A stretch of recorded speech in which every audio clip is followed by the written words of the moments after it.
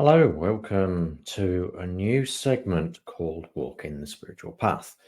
My name is Roy B, Man of Merlin, and the purpose of this new series, I suppose, not necessarily a podcast, is all about the spiritual path from beginning to wherever you currently are. It's such an intricate path with so many different ins and outs, ways to walk it. None of them are linear, none of them are logical, none of them are one step, two step, three step, so on and so forth. Although it can look like that sometimes, and sometimes the journey can be linear, but often it winds into weird and wonderful places. And we often walk that path in the dark, sort of don't know what we're doing, don't even know if we're on the spiritual path, and all the tips and tricks and details of what that might even look like.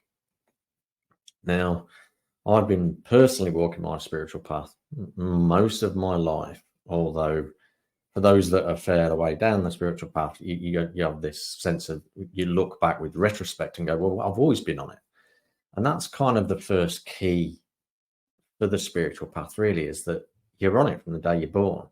No matter what your journey is, whether you've chosen to walk, be very religious or a Christian or whatever denomination you choose to be, it's still a path of faith and belief. Even if you're agnostic or you don't believe in God, there's always something that we believe in, even if it's ourselves, which then encompasses part of your spiritual journey. Because a big part of what I feel anyway is the spiritual journey is belief in self. And then when you believe in self, that's where you create your reality and your life from. And you just delve deeper into your shadow self and so on and so forth. And to get there and realize you're already there, or realize you've always been there, the path itself is so interesting. When you become, the more aware you become, the more conscious you become of your journey and your spiritual path, the more easier it is to walk on a day-to-day basis. But obviously it still has its big challenges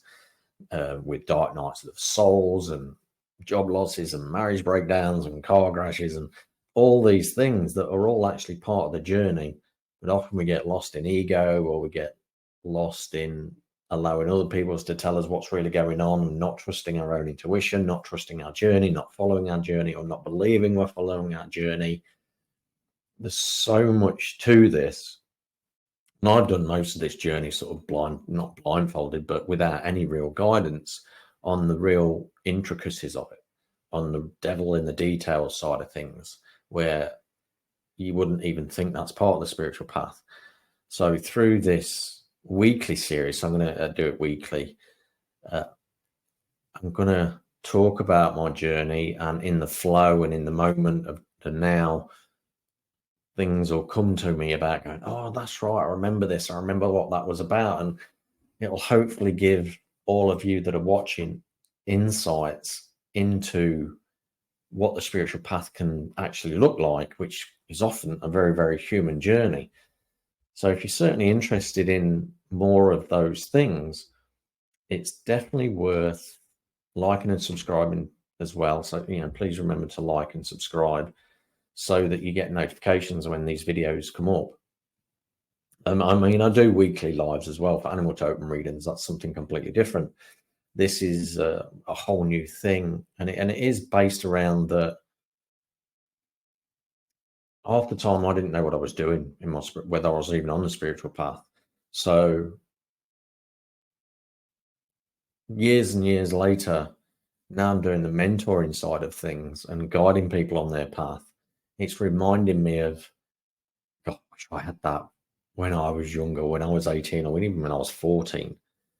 And so all those things that I wish I had, this is what this series is pretty much about. That's why I called it Walking the Spiritual Path. Really, the full title should be Walking the Spiritual and Human Path in one blended journey. Because a lot of people, they get on the spiritual path and then don't like being human, or don't like other humans, and it's bypassing. And we've got to honor our human body, because it's what enables our intuitive gifts to feel this environment. So But that's a whole podcast that I've done 2 or 3 podcast journeys on with my partner on the raw ascension side of things. So all these links and everything, they'll all be in the description below. So if you want to check them out, there'll be links to the raw ascension YouTube channel and the websites and everything like that. So where do I begin? Well, let's begin at the start. Born gifted. I was blessed. I mean, look, we're all born with gifts that are specific for our life's mission. Our soul's purpose is to become the best version of us, and we often get that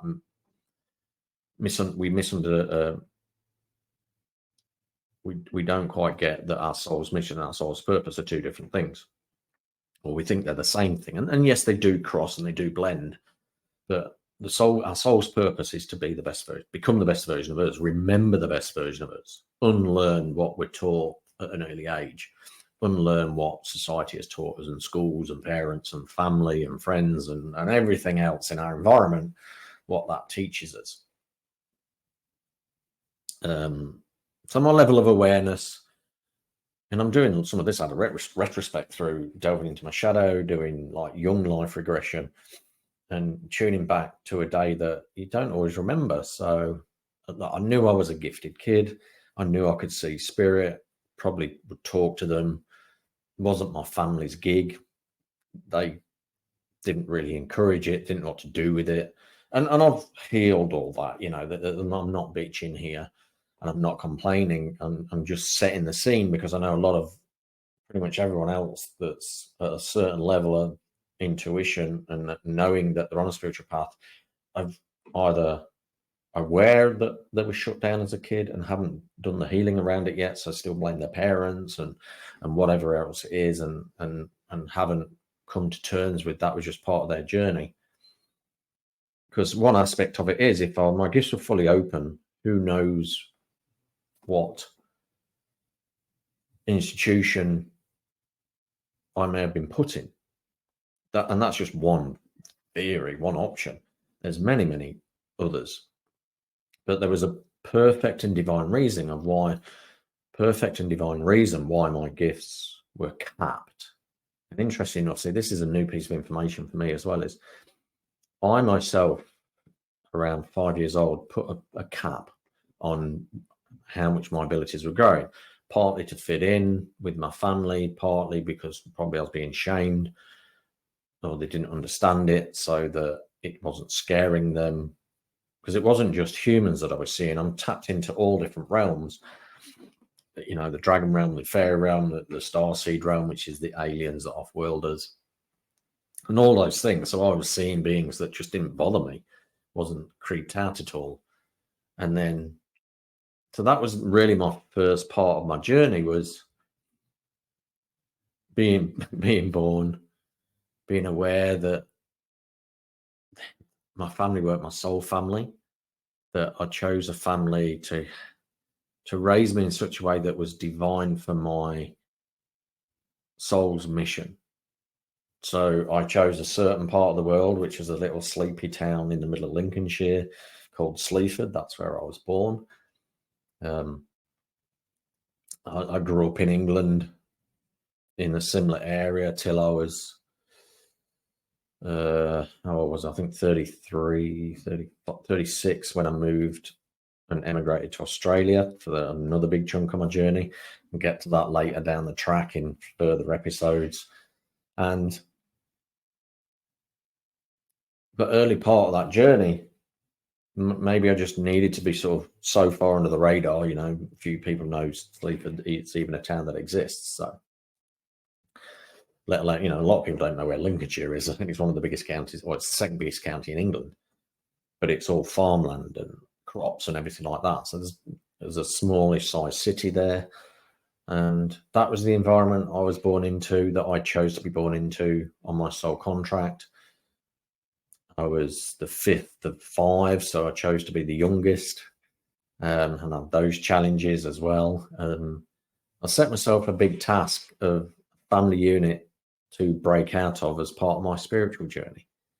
And I know a lot of you watching will understand that you outgrow, on a spiritual journey, you often outgrow your family. And we find that when we I mean, I've spoken to many clients, and even one only a few days ago, where she knew 100% that her family wasn't helpful to her spiritual journey, that she's keeping herself small to try and fit in. And that is definitely a journey in itself, because we're raised that family's everything, that they're really important, that we should always fit into our family. And the courageous ones go, well, actually, no, I don't believe so. You know, just because they're a family doesn't mean to say you have to accept how you're treated. And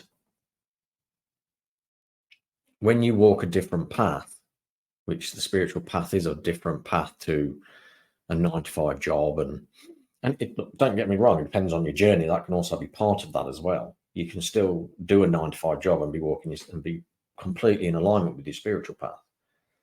Mine personally took me away from the normal, or what society considers normal, 9 to 5, 40, 50, 60 hours a week and all that. And although I did do that for a time, I was a tradie growing up. I served time in the armed forces in the British Royal Navy. So I did a lot of really deeply ensconced human things as part of my spiritual path. You know, you learn how not to do it first. You also learn how to be human, which is a really, really key part. And that in itself gave me a strong ethic of not to bypass this human journey, because it's part and parcel of this walk in the spiritual path. But yeah, it's just been very, very interesting. So that's where I was. I grew up, and around the age of 5, and this was through a young journey regression, that the combination of my parents, myself, and my guardian angel put this cap on my third eye just to stem the flow of my gifts. Now, I was one of the lucky ones where I never switched it off.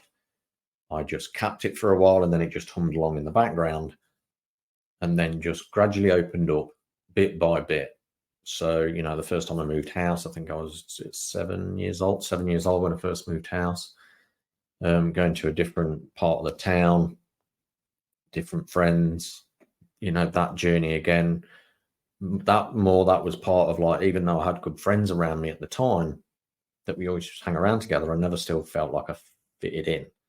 I always felt that sometimes that they would go off and do their thing, and I was never part of that, and they fit together a lot better. And I even had that with my siblings, and albeit there was an age gap as well that played a part of that. But again, it was always this not part of fitting in, and I didn't fit in at school, and which meant I got left out on a lot of things. Now, hopefully, speaking through this and saying this isn't a quintessential part of your spiritual path and your spiritual journey, that people listening to this video are resonating with it and going, oh, I didn't realize that was part of my spiritual journey. And then they can sort of flip it and look at it from a completely different perspective and go, well, I wasn't a victim here. Yes, before I figured all this out, I was whinging and moaning and complaining, going, oh, why me, and why am I treated this way and all that. But when you delve into yourself and you shift the perspective and go, okay, well, actually, what were those things teaching me? What was the purpose of those things positively? What was the positive purpose of those things to help me grow on a human level, but on a spiritual level as well? And it teaches you many things like boundaries and speaking up and learning to use intuition of which person is the right person to trust and open up to, and which person isn't, and then actually being strong boundary with that and going, you know what, I'm not going to tell you anything. What do you need to know? You know, no matter how forceful or whatever the circumstances are, it's basically, that's none of your business. That's only my business. Mine and Source's business. Mine and God's. And what, again, denomination. I'm not here to exclude. The journey is perfect always. And who you are drawn to is perfect for the now. And it's only the moment of the now that exists. Everything else is an illusion. So even though I'm talking about my past from a linear perspective, it does not exist anymore. It may pop up from time to time because it still has deeper level teachings, you know, stripping away the onion layer for the same journey, different level. So the first part of my journey was almost like a background process thing. If you're talking in map it across to like a computer, it's like a background process. I did major bits when I was 5, when I was fully open, and a lot of us are fully open until school starts shutting us down, until we become a bit more emotionally conscious that, oh, we've got to fit in with our family, and all of those things. So I'm also going to try and keep these videos quite short as well, so small chunks, you know, because sometimes there's a theory that the human brain after 20 minutes needs a break, otherwise the information stops sinking in. Now, whether there's been research done around that, I don't know. I haven't looked into it. It was just something I've known for years. I've come across a few times. I'm sure someone's done some research on that. And yes, there will be anomalies, and there will be people who can just sit there and retain information for hours without that being an issue. So, but ultimately, through looking at the past of my journey, I've always been a spiritual being. That information, that was always there. I remember when I moved house, one of the first things I noticed was this darker shadow in the corner. So I could sleep at night. I preferred to sleep in the pitch darkness. The nighttime in the dark didn't bother me. But even in the pure darkness, there was still some darker shadow in the corner that I just knew was there to protect me. And then years and years later, that turned out to be one of my gatekeeper guides, whose name was Whitehorse. So it was just interesting that that's one of my earliest memories. From prior to 7, I don't really have a lot of memories, only from doing meditative regressions. So my first conscious memory was around 7. So again, you know, not long after moving house, in a brand new environment, and being able to sleep in the, you know, just knowing that the dark was not a scary thing. And that was also in itself a lesson for later on when I started doing shadow work and underworld stuff, and which is commonly known as the dark. So you make these links across timelines, so you leave these little breadcrumbs, and then as you start to awaken up to your spiritual journey and you walk in your spiritual path more consciously, you look back and go, so that's why. That makes sense now. So it's for those, again, one of the first things to do to walk the spiritual path and to become more aware is look on the past and see where you get these hits, these aha moments. Go, okay, that was referencing that, but you know, there was probably 30 odd years apart from remembering that, the dark to the dark. Life lessons can span that amount of time. So all I would say is always remember that you're always on your spiritual path, and it's only a level of an awareness and a level of consciousness of that path that makes us think we're not on it or we're off it or not. So always remember that you're on it, and where you feel you're not on it, that's the only door to that is a level of consciousness and a level of awareness of information that's probably already been there that you haven't figured out yet. So my advice to tail off this very, very first video of Walk the Spiritual Path is look on your past as childhood, try and find key moments and memories and see if they fit into any part of your spiritual path right now, today. We leave ourselves breadcrumbs so that it helps us remember who we truly are, what our power is, what our intuitive abilities are. They have been in us since birth, and we choose to either cap them, block them out, switch them off, or forget them. And then the spiritual path is then part of, we come to a tipping point where we really start to open up. That's our very first spiritual awakening, which then starts us on the journey of walking the path of remembrance. So speaking of remembering, please remember to like and subscribe. In the description will be links to my website and the Raw Ascension website. If you're interested in working with me, or you would like to book an in-depth reading, then please reach out at www.iammerlin.org. If you are walking in the dark a little bit and you're still unsure of what your journey looks like or what your path looks like, I can certainly help and guide you along the way. And then, yeah, please like and subscribe and tune in for this video as best I can. I'm going to make it a weekly thing. Try and do it every day and around the same time. Some of them I may do live. This is the brand new starting of that. So I appreciate that you watched and watched all the way through. Appreciate the support. And if you're interested in readings, then I do a live Tuesday morning reading at 8:30 in the morning on Brisbane time in Queensland, in Australia. And yeah, join the live there. That is live, and you can comment and hashtag whatever the hashtag of that day is, so to get a personalized reading at the end of the weekly forecast with animal totems. So there's plenty of that to do. And if you'd like to find out more about me, yeah, the link to my website is below in the description. So thank you very much for tuning in and for watching. I appreciate your support, and I'll see you again soon. Take care. Bye-bye.